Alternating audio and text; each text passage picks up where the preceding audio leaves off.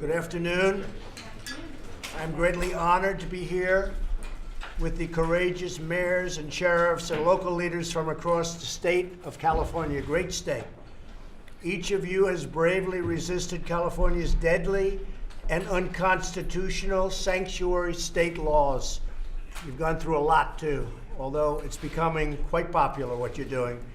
The law that forces the release of illegal immigrant criminals, drug dealers, gang members, and violent predators into your communities. California's law provides safe harbor to some of the most vicious and violent offenders on earth, like MS-13 gang members, putting innocent men, women, and children at the mercy of these sadistic criminals.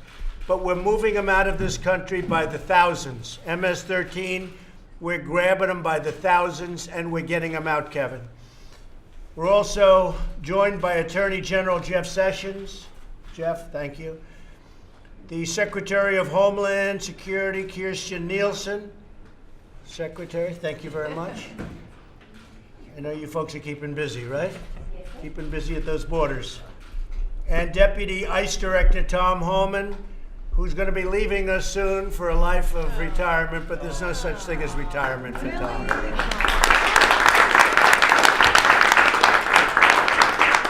fantastic job. I really appreciate it very much, Tom. You're incredible. I know that. Oh, you'll never leave the fight. No, you'll always be in. Also with us is House Majority Leader Kevin McCarthy, who has been a special friend of mine. He represents California's 23rd Congressional District, and he is very, very popular. Yes. And I just recently saw a poll of Kevin. I think the opposition might as well just go home because Kevin, they love him out there, and he's done an incredible job. He's brought it home, and we appreciate it, Kevin, the great job you've done for the country. Thank you very much. Unfortunately, Congress, and I have to say, congressional Democrats, you take a look at what has been going on and what's going on with the laws, whether it's catch and release, whether it's any of the things that we're fighting for and so hard. Now we have started the wall. We're spending $1.6 billion between fixing and starting. You know, Melissa, what's been going on. We're getting it up. We have a lot of folks in California, they don't talk about it, but they want the wall up, and they're very happy. That's one of the reasons we started in California, but we made a lot of progress on it. And now we're going for the full funding for the wall, and we're going to try and get that as soon as possible. But it's become a very popular issue. In January, the Los Angeles Police Department arrested an illegal immigrant from Mexico for drug possession. Instead of honoring the ICE detainer, they set him free. Just a few weeks later, he was arrested again, this time for murder. So they arrested him, they had him, they let him go. Tom, you've seen this. They let him go, and he killed somebody. And it's happening more and more. And we get him out as fast as we can. We have the worst laws anywhere in the world for illegal immigration. There's no place in the world that has laws like we do. Catch and release. Think of it. We catch somebody. We find out they're criminals. We end up having to release them, and they go into our society. Now, we do the best we can, I'll tell you. We do better than anybody. And our numbers are much better than in the past, but they're not nearly acceptable and not nearly as good as what we could have. We're down 40% from those other standards. So that's really good, meaning 40% crossings. So that's good, but we can do much better. Part of the problem that we have is our economy is so strong that people are pouring up to get into our economy. They want a piece of our economy, and that makes the job even tougher. But we want people based on merit. We want people to come into our country based on merit. We're not looking to keep them out. We're looking to bring them in. We need them. We have companies moving back into the United States like never before. Chrysler's opening up now in Michigan. We have so many companies actually coming from Mexico even and coming back in. So we want people coming in based on merit. We all remember the tragic case of Marilyn Ferris in California, who was murdered by an illegal immigrant who had been arrested 6 times prior to breaking into Marilyn's home, raping her and savagely beating her to death with a hammer. And this is one example, but there are many examples. I've been saying it for a long time. We cannot let this butchery happen in America. The state of California's attempts to nullify federal law have sparked a rebellion by patriotic citizens who want their families protected and their borders secured. They want border security. They want protection. That's what we're all about. We're about protection, both from international and from, frankly, people crossing a border illegally. I will now go around the room and ask these incredible mayors and officials to discuss their brave stand on behalf of their constituents. They are very popular. They are very well respected. These are the top people. And they are people that other people listen to. And they listen to them from around the country. So I'll begin by asking California Assemblywoman Melissa Melendez, and you have been an inspiration to a lot of people, Melissa. So maybe you could say a few words and we'll go right around the room, okay? Thank you, Melissa. Mr. President. Thank you. I just want to start off by saying, on behalf of everyone here, thank you for inviting us. There are more people in California, I think, than you know, who support what you're doing, who believe in your agenda in securing our borders. Everywhere in between, from San Francisco to Los Angeles, you have millions of people who want to see that our borders are secure and that our neighborhoods are safe. So we want to thank you for what you're doing. I have been in office in California for 5 years now, and it's interesting to me that you've been in office for a year, almost? 17, 17 months. So 17 years would be nice. But you have invited us here to talk about this issue. I've been in office in California for 5 years. Not once has Governor Brown invited any Republican to discuss this issue in California, and it is a crisis. That's the point we're at in California. It's a crisis. So for me and my constituents, and those are Democrats and Republicans and independents alike, because I get emails from all of them, they don't want to see another Kate Steinle. That's what I hear every single week. They don't want to see another Kate Steinle. So when my husband and I talk about this issue, we have 37 years of service between the two of us. We both served in the Navy. That's where we met. We know a lot about what it takes to protect our way of life, what it means to protect other people, but we want to make sure that our citizens are protected.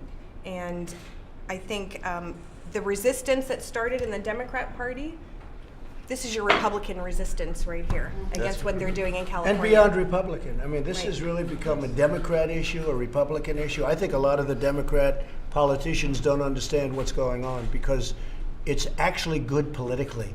People want safety. Yep. Thank you very much. Thank you. I appreciate it. Thank you. Sam, go ahead. Thank you, Mr. President. I am a proud immigrant here from Lebanon. 30 years ago, I came here to live the American dream, and we did well. Jerry Brown wants to take this American dream from us. I see myself. He'll be retired pretty soon. I hope so. End of the year. End of the year. Somebody said he's going to run for president. I said, please run. But no, I think he's going to be retired from what I understand pretty soon. I see myself fighting for these values that made our country great, Mr. President. We are aligned with your goals. Here's the success story of Escondido. When I was elected mayor in 2010, I made the agreement with ICE. We brought 8 ICE agents to Escondido, to our police station. Since then, we deported over 2,700 illegal criminals from our city and made Escondido as safe as it was in 1980. This is a great success story, and our cooperation with ICE and the San Diego ICE is a very compelling model for the nation to follow.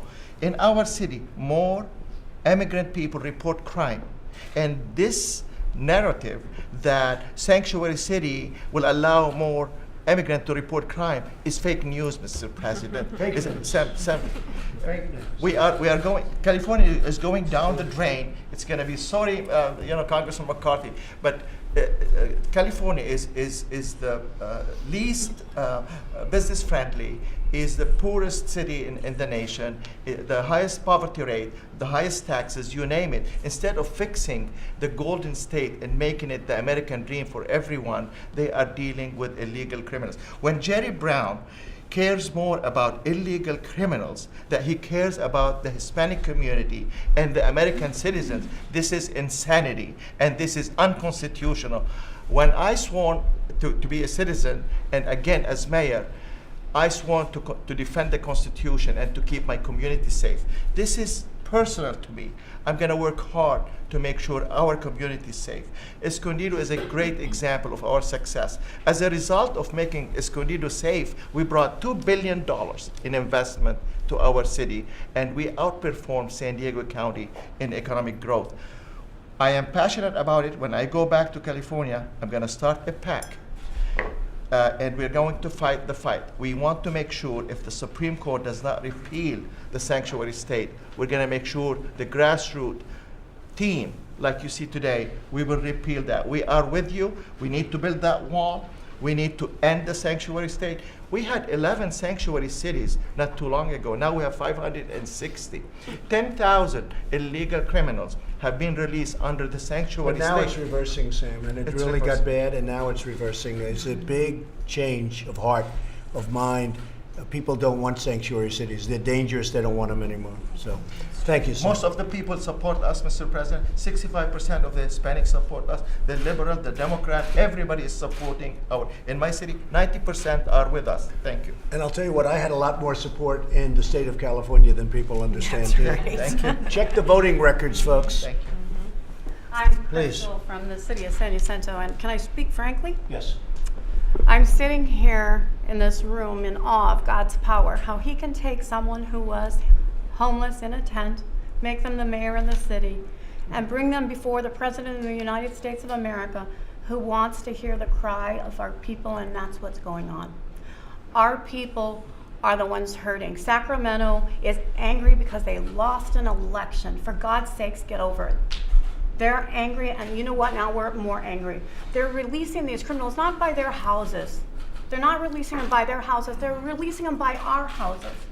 Our children are at risk. My community is my family. You're putting my family at risk. Every day we're getting more and more reports from the police department about how they can't arrest these people. They arrest them, everything's a misdemeanor because it's not near Jerry Brown's house. It's not near the elected official's house. It's in our communities, and we're tired of it. We need help, Mr. President. We need help protecting the city of San Jacinto, Escondido, the state of California. All of us need help getting this solved. I was just at a church the other day. I was at my church, and I went over to another one, a Hispanic church. And all the people from the Hispanic church were out there. And they all came up to me, and you tell Mr. Trump that we have a message for him. We want help. You see, every one of us came from somewhere else. We all came from different countries. My husband is from Mexico. My family came way back from before the Revolutionary War, and we've been fighting for this country ever since, fighting for the constitutional rights of our country. I'm not going to stop fighting for those rights. Don't fight. Look, it's coming back, and it's coming back fast. Faster than even the people in this room understand. Kevin understands what's happening. You see it maybe better than anybody. But it's coming back. People are tired of this nonsense, and it's happening. So don't give up the fight. I'm Don't not, give up the because fight. You are our leader. Thank and you. thank God for you. Thank you very much. So as bless well. you. And yours is an amazing story. Thank you. Very Thank good. you. Thank you. Sheriff? Thank you, Mr. President. John DiAugustini. I'm the elected sheriff of El Dorado County, California. And the bottom line from sheriffs, and you'll hear from my peers as well, is we just want to do our jobs. We want to do what the people elected us to do, that is respect our Constitution and keep our communities safe. When this bill was being heard in legislature and it was going through, we have in California what we call ledge days, where the state sheriffs go and meet with the legislators moving these bills through. And what literally disgusted me was a common term that we heard throughout the discussion of SB 54 from different legislators. And the quote was, "We know this is bad policy, but it's great politics." That's wrong, because this bill absolutely jeopardizes public safety in our communities. We're not immigration officers. We never have been, and we're never going to be. We just want to be able to cooperate with our federal partners so that these folks that end up in our custody and need to be deported get deported. Well, Sheriff, I'll tell you what, it's not bad politics anymore. You know, if you look at what's going on, because I think maybe more than any place else right now, there's a revolution going on in California. They want safety. You know, you had the mayor of Oakland that I read where you had 1,000 people. Tom, you know this because it was your deal. You had 1,000 people together. Many of these were illegals, they were criminals, they were all sorts of, it was work. And she informed them, and they all fled, or most of them fled. And that whole operation that took a long time to put together, I mean, you talk about obstruction of justice, I would recommend that you look into obstruction of justice for the mayor of Oakland, California, Jeff. She advises 1,000 people. They told, get out of here, the law enforcement's coming. And you worked on that long and hard, and you got there, and there were very few people there. To me, that's obstruction of justice. And perhaps the Department of Justice can look into that with respect to the mayor, because it's a big deal out there. And a lot of people are very angry about what happened. There's a lot of hard work and a lot of danger involved. And that was a terrible thing. Yes, ma'am. Mr. President, Natasha Johnson from the City of Lake Elsinore. As the mayor, April 24th, we took a formal position and adopted a resolution opposing SB 54. It was based on our constitutional duty to serve. I think everyone in this room that is elected knows that public safety is their #1 priority. But we can't say that we are public safety driven and also turn a blind eye to what is happening. It was courage and maybe a little risk. We were not risk averse to step out as one of the first cities to take a position. I think I'm more proud of the fact that we were just listening to what our community wanted, and they don't want it. They clearly don't want to have an overreach of their rights, and that's what really this stands for. So as far as the City of Lake Elsinore, I think that this is a siloed approach. I think SB 54 is is a great representation, and I think maybe some have forgotten, maybe especially Sacramento, about a siloed approach right before 9/11.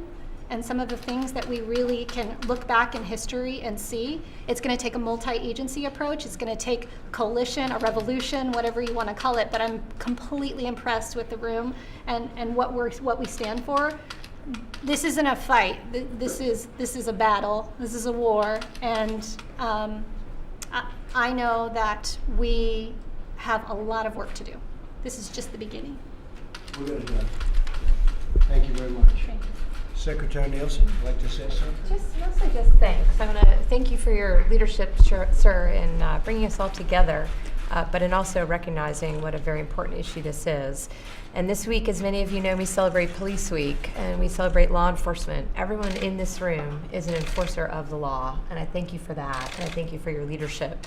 When states are turning their back on the U.S. Constitution and their communities, you are standing up. And we greatly, greatly appreciate your partnership. I know Director Homan will give us more details on the dangers of sanctuary cities, which you're living, as do our officers and folks who work at ICE and other parts of the federal family. But I just want to hear from you and just thank you. Thank you for your partnership and for standing up for your communities. Thank you. Thank you. You're doing a good job, and it's not an easy job. I know what you're going through right now with families is very tough, but those are the bad laws that the Democrats gave us. We have to break up families. The Democrats gave us that law. It's a horrible thing. We have to break up families. The Democrats gave us that law, and they don't want to do anything about it. They'll leave it like that because they don't want to make any changes. And now you're breaking up families because of the Democrats. It's terrible. Yeah, how you doing there, President Trump? I'm Troy Edgar, Los Alamitos Mayor. It's an honor to be here. I just want to say thank you for inviting us also to the residents earlier today. As a previous ex-Navy guy and being able to be on the city council of a small city, it's people like you that are actually bringing the people back to the people's house, your house, our house, so we really appreciate it. Going through, I also want to say thank you to Secretary Nielsen. There's a gentleman in our community, Mark Cito, who is on the local ICE officer in charge of Orange County. When we came out, we were the first city. He called right away, started giving me that bright line between where ICE has problems with local law enforcement. Secretary Nielsen, thank you. Thanks, Director Homan. Yeah. Thank you. Yeah, and then Attorney General, coming out first has a price to pay. And the ACLU has filed a lawsuit against us. We would really appreciate any direct or indirect funding there, any sort of fiscal help that you could help provide us for. Things like potentially putting some of your Attorney General or Assistant Attorney Generals maybe at the base in our military town, or helping us offset some of the costs. But we really appreciate everything that you're doing. We also filed the amicus brief to kind of join. We're going to plan on intersecting you at the appeals court.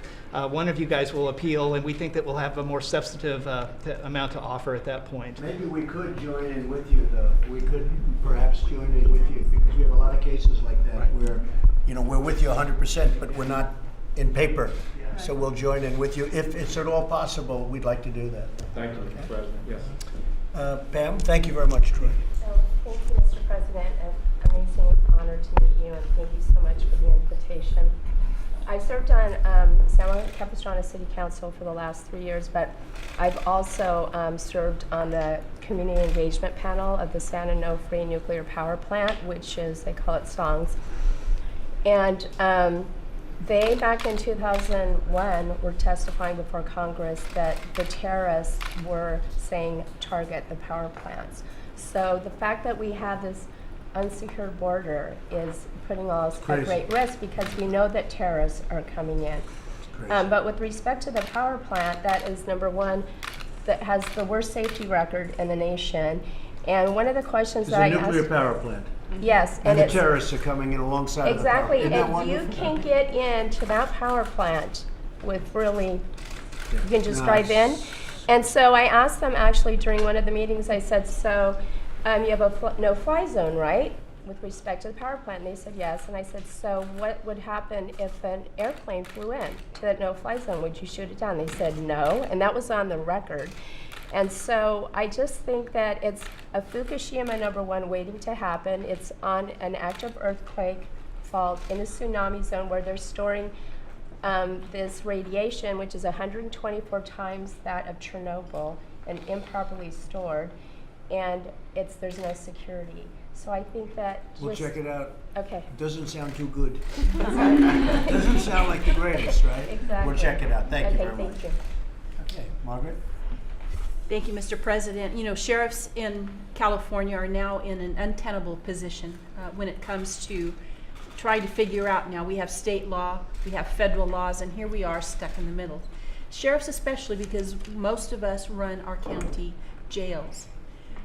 When there became a legal challenge to the 48-hour holds for ICE, it was very frustrating for us. So what I did is I invited ICE to put their officers in my jail so they're able to do their work. We didn't have the staffing to be able to help figure out who they wanted to talk to, who they didn't. I said, come on in, work with our people to keep our community safe.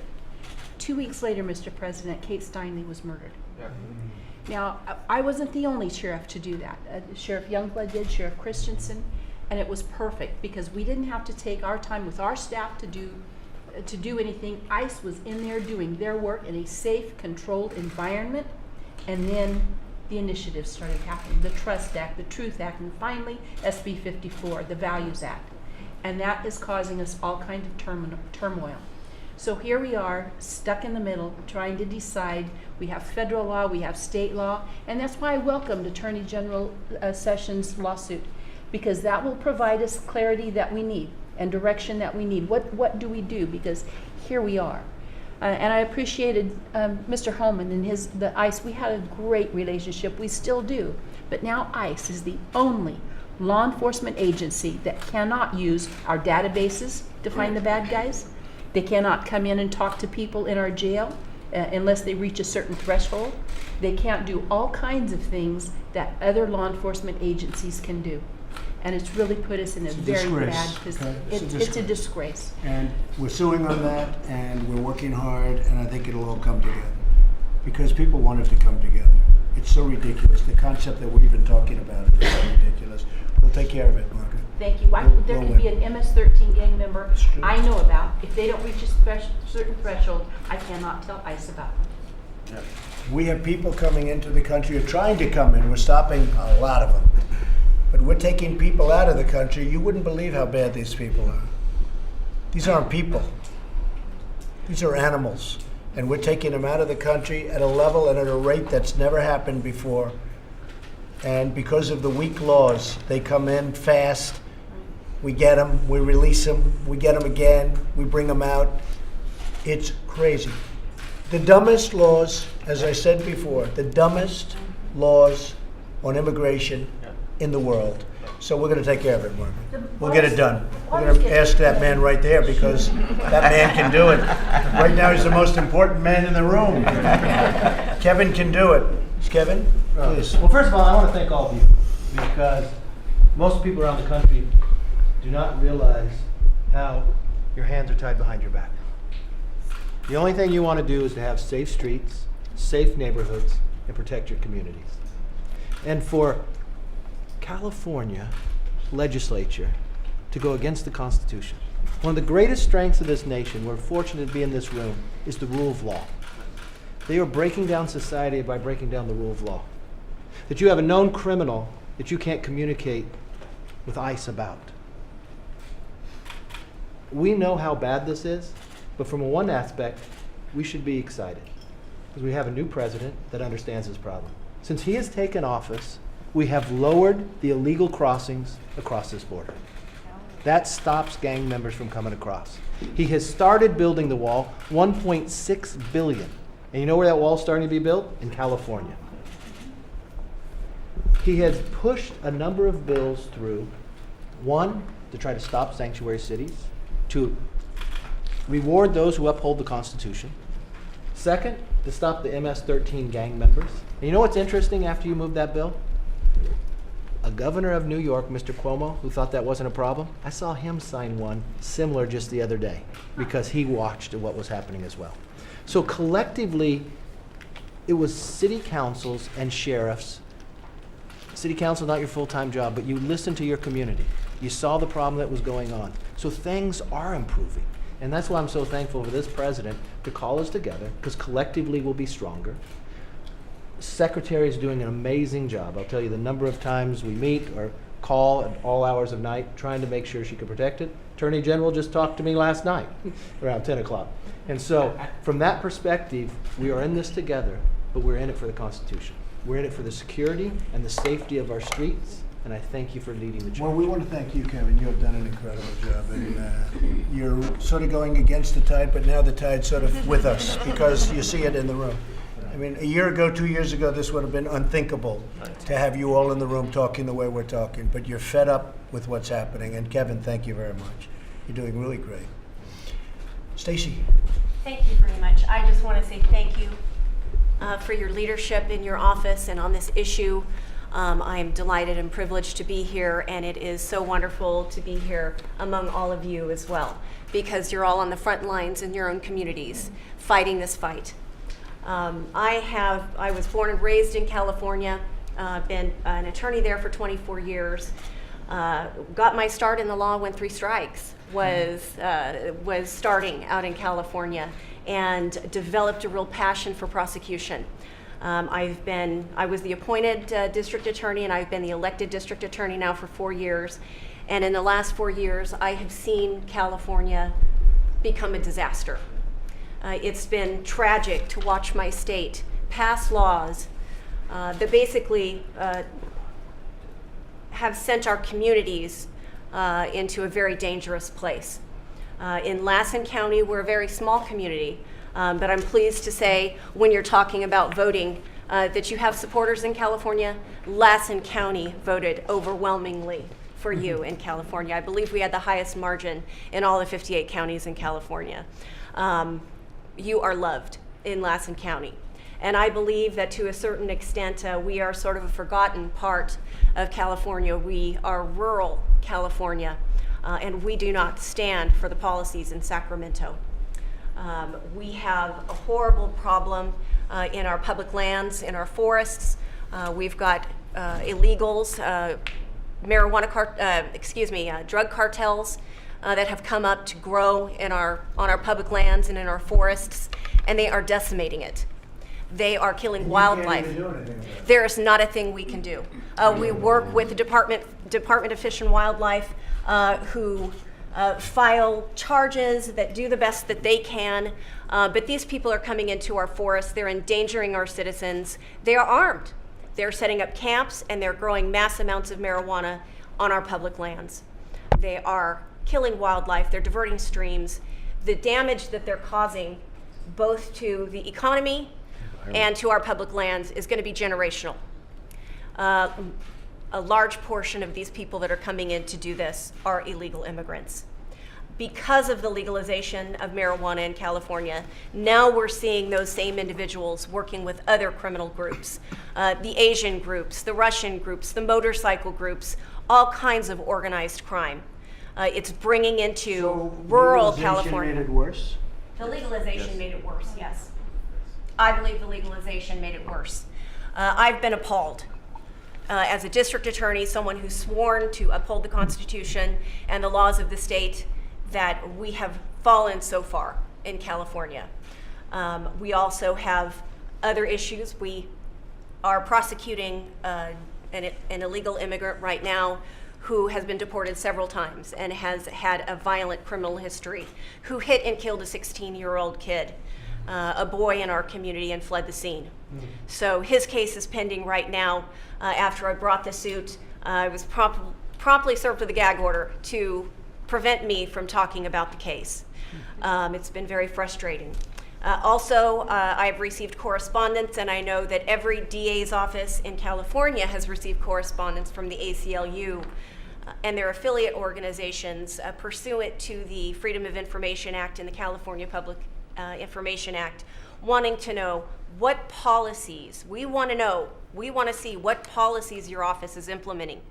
What have you done to ensure compliance with SB 54? Well, the response from my office was very simple. We have nothing, because this office will stand for the rule of law. Lassen County stands for the rule of law, and we have no policies to give you because we will not issue such policies from this desk and from this office. We stand with you.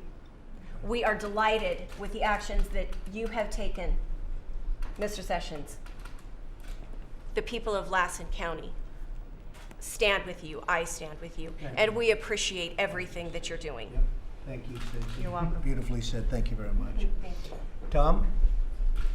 First of all, Mr. President, I want to thank you for having this meeting today, this roundtable.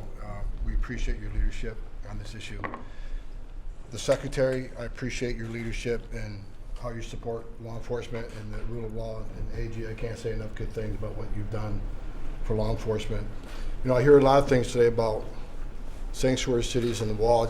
I'm not the smartest guy at this table by any means, but sanctuary cities, they want to take the Attorney General on and get their funding, even though they violate federal law to keep criminal aliens in. But they don't want a wall to keep them out. To me, that's just backwards. And I want to talk, I just want to spend a minute separating fact from fiction, please. I hope the American people can understand the fight about sanctuary cities. And I appreciate the American patriots in this room that have joined this fight, which is a good fight, it's a right fight. The intentional mismessaging of sanctuary cities and what they do. I hear they protect immigrant communities, and they don't. It's a complete opposite. When you release a criminal alien from a jail, they're going to go to the very communities in which they live and reoffend. Anybody can Google recidivism rates. Over half reoffend the first year against the very immigrant communities in which they live. So you're not protecting the immigrant community, you're putting them at greater risk of crime.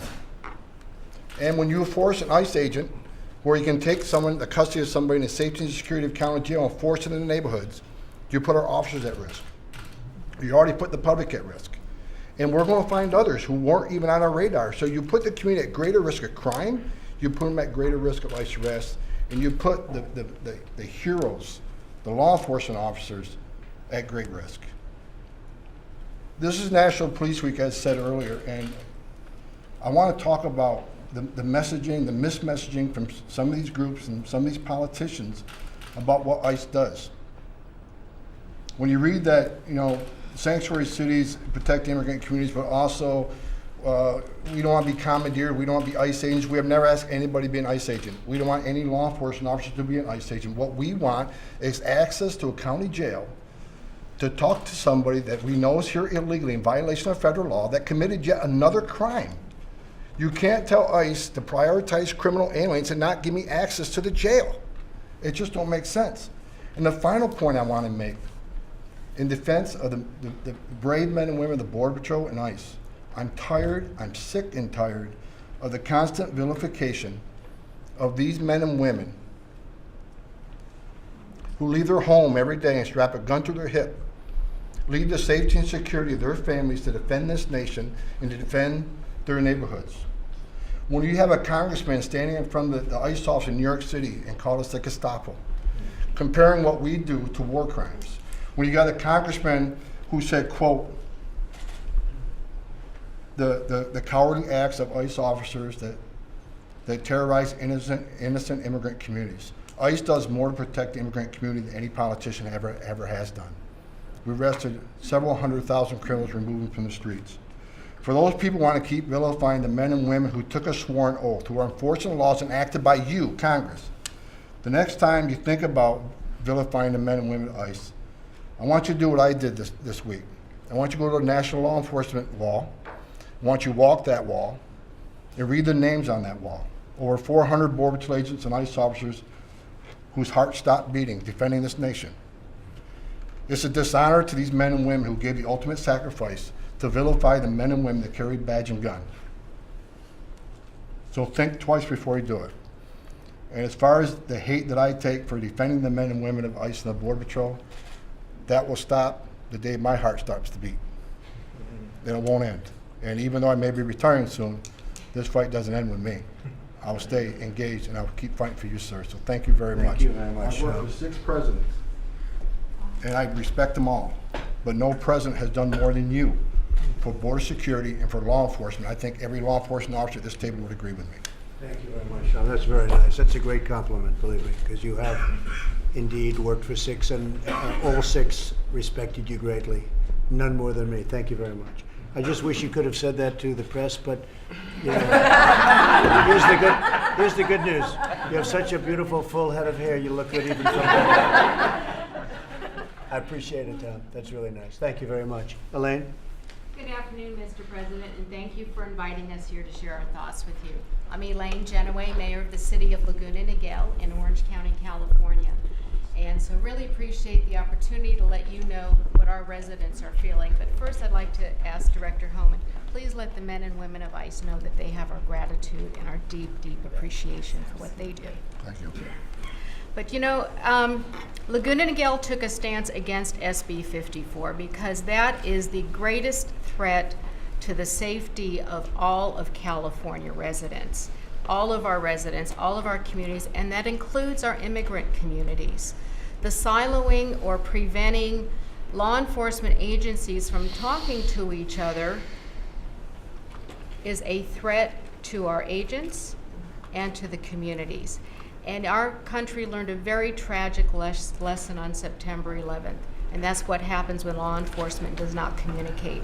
So isn't it ironic that in an age of calls for increased transparency, that the California legislature wants to prevent that? So we think that all of our residents deserve to live in a safe community. And also, Mr. President, there is an area where we need your assistance with. We will support you on preventing SB 54 and upholding what ICE does. But in California, we need your help with sober living homes. Orange County has become known as the Rehab Riviera.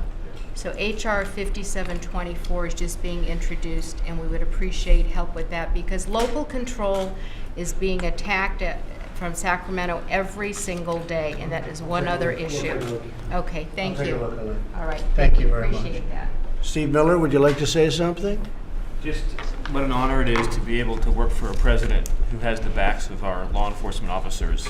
Everything you're doing every day is saving so many lives all across this country, and it's just an endless honor to be a part of it in even any of the small ways. So thank you, sir. Great job you did. Thank you. Good afternoon, Mr. President. It's an honor to be here. I'm Kristen Gaspar, representing the largest county here today, San Diego County. I have 3.5 million constituents that I'm responsible for their public safety. If you look around this room, your tiny but mighty team, this is what Governor Brown classifies as low-life politicians. Well, here we are.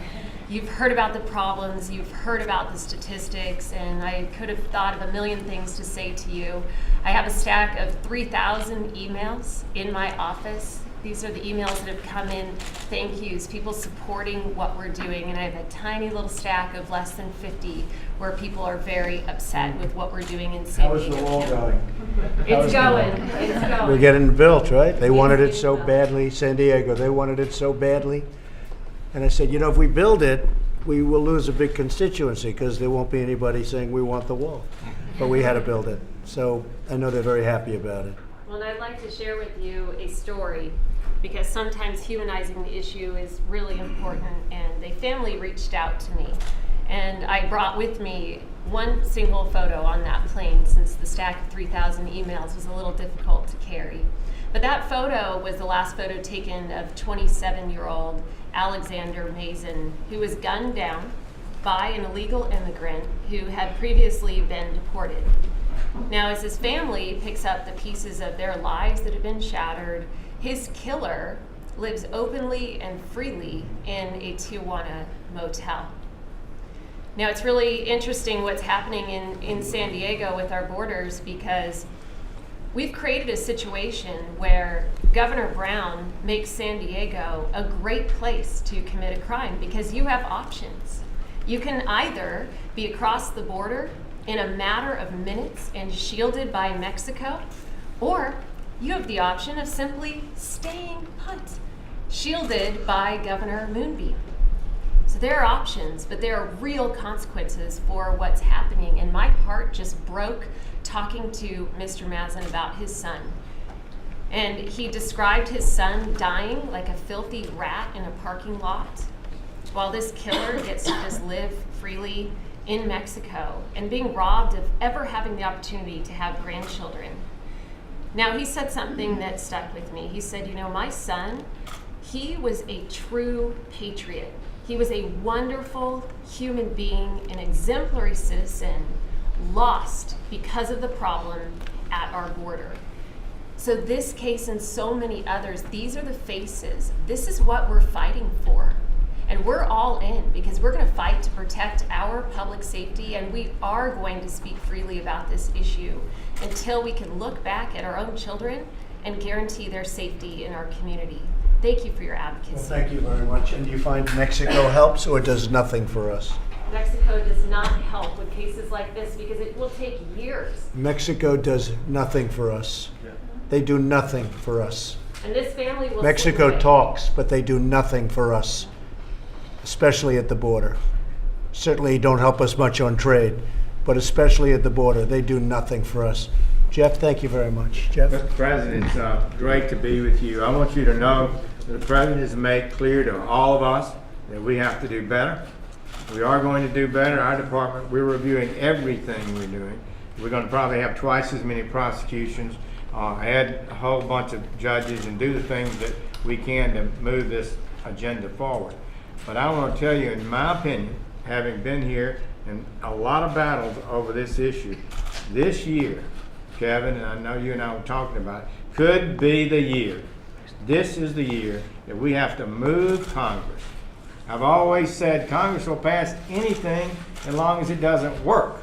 If you come up with a bill that will actually improve our sheriffs and our ICE officers and Border Patrol officers' ability to do their job, to deport people who've entered illegally, then they object and we seem to come up short. This time, let's don't come up short. We've got a leader. He can articulate this message effectively, and if we all get behind our leader, we'll get something done this year that's historic. Thank you, Jeff. Thank you very much. Hi, Please, Mr. Sheriff. President. Ray Grangoff, Deputy with the Orange County Sheriff's Department. Thank you so much for fighting for law enforcement. It's much appreciated. You know, for us, as the mayor said, the biggest issue with SB 54 is not being able to communicate with law enforcement partners. We need to be able to talk. And since 9/11, we have done a great job of opening up the communication at the local, state, and federal level in addressing our shared threats. And in communicating with ICE, we were able to address the shared threat of getting criminal offenders off our streets.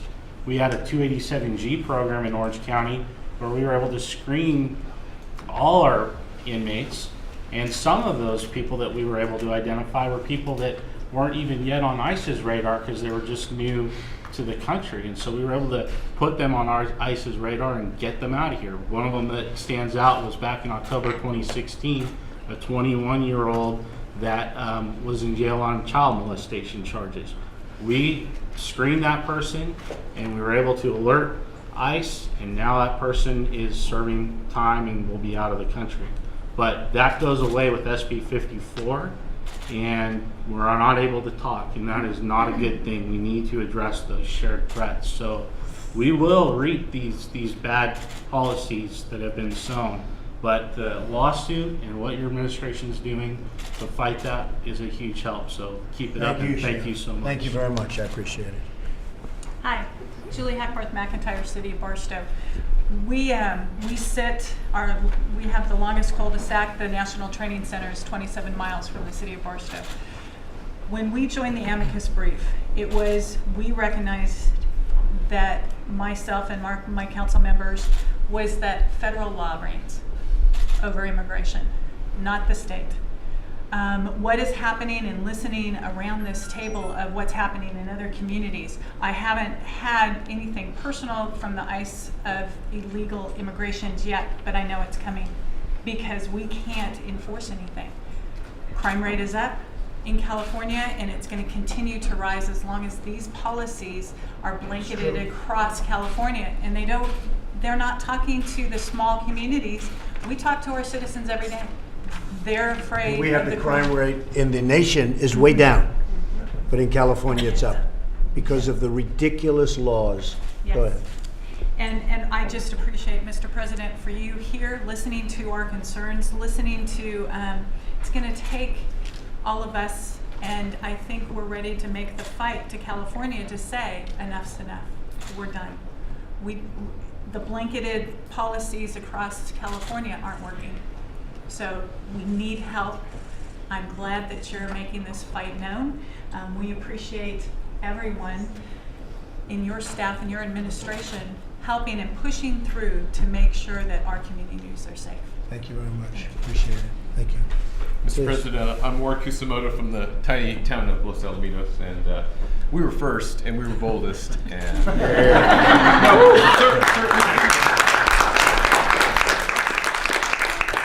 we've done something that no other city has done. We've actually passed an ordinance and exposed our city to lawsuit, as Mayor Edgar said. And in this experience, there's a silent majority of patriots out there. I'm sorry, I'm getting broken up. That they want this. They want us to do what we're doing. And then anyone with common sense knows this California Values Act was put in place to protect those that are here breaking the law.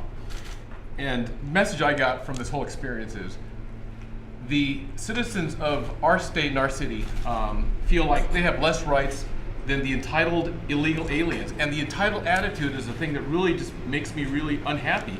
They feel they're entitled to something that we don't even get. So please, sir, we need your help. We appreciate your leadership. And I think as... and by the way, you gave us great leadership too. Thank you, sir. Don't kid yourself. But You did a great job. But the state, the double speak from the politicians in the state of California, the commandeering, they've commandeered our police force by, tying their hands. And so that's the double speak that comes out of the bullies there. We just poked the bully. And I think being the lowlifes that we are, we're closest to the people. We know what the people want, and we've gone forward with that boldly. And I've asked other cities to step up and do at least consider the matter, listen to their constituents, and they'll know what they're supposed to do. Thank you, sir, for having us. Thank you very much. Great job. Thank you. Mr. President, Michelle Steele from Orange County, Yes. and thank you very much for inviting us. And I just want to say, as a Korean American, first generation Korean American, went to legal process to coming in here. I really appreciate for the release of 3 Korean Americans from North Korea. Thank so you. we really appreciate We're very that. happy about that. At the same time, that for SB 54, that because of city of Los Alamitos, they have 11,700 people living there, and they had a gutsy move, and then Orange County led. As of now, that 9 counties of 58 in Orange, California, that they passed the ordinance. They passed the ordinances or resolutions to go anti. Sanctuary state. So, and then more than 35 cities as of now. this is really interesting experience because I was never called. I'm married to, Kevin knows my husband, Sean Steele, who is a national committeeman from California. Say hello. This is the first time that I was called because I was going out for anti-sanctuary state. A racist big B. I mean, on the email that you get this, and I said, oh my God, first generation, how desperate that the other side are that, they've been called. But I am very, very excited that, Orange County actually filed a lawsuit to join Attorney General's lawsuit. So June 5th, that court is going to decide we can join the federal government or not. If it's not, then we're going to file a lawsuit. So we're going to work together in Orange County. Most of cities that, we came from, Laguna Niguel and San Juan Capistrano, Orange County is all with you. And you know what? People that I got all these emails, mostly positive. And then actually Berkeley study came out for 57% are against us. So for sanctuary state and 41% against sanctuary state. I don't think that polling is really right because whatever we got all mostly positive ones except that person called. Right. Yeah. Well, you have done a great job, Thank you Michelle. We very appreciate much. it. Fantastic job. Sheriff? Well, Mr. President, thank you for having us. And first of all, thank you for being a defender of the rule of law and for your overwhelming support of public safety and standing with the men and women who put their lives on the line every day. That's just tremendous. The great part about being last is there's not much else to say. So I won't, in the interest of time and out of respect of your time, I'll only add one point. And I know this is something that we've had conversations with Director Homan and Attorney General Sessions, and that's the detainer issue. For the sheriffs, that's a real problem for us. The federal court has said that honoring detainers is a violation of the Fourth Amendment. That puts us in a very precarious position from a liability standpoint, and we really need to be able to do our jobs without all of the interference that's going on. And certainly, I'm going to reaffirm Director Homan's comments. We have an outstanding relationship with ICE. We work very closely with them. Since 9/11, sir, we have an unbelievable partnership with our federal law enforcement agencies, and there shouldn't be anybody interfering with a sheriff's ability, a chief's ability, or anybody in this room at this table today from defending people against those who exploit and victimize them. There should be no interference in our ability to protect our communities, to protect our national security. I'm privileged to live in the Central Valley where agriculture is the #1 economic industry. Multi-billion-dollar industry, we feed the world. ICE is not out sweeping through those agricultural communities. We're looking for the people, the criminals, not the people who are working, seeking a better life in America, send their kids to school, are out every day in agriculture, whether that's nuts, fruit, poultry, dairy, you name it. That's not what we're doing, sir. We're focused on those individuals who victimize and exploit the weak and defenseless, and we should be able to do that without interference. Thank you for having us. Thank you, Adam. That's fantastic. I want to thank everybody for being here. Very special people, and we are step by step. We're bringing it back, and we will bring it back. We will not fail. We'll bring it back. So thank you very much. Thank you very much, please. Let's go. Let's go.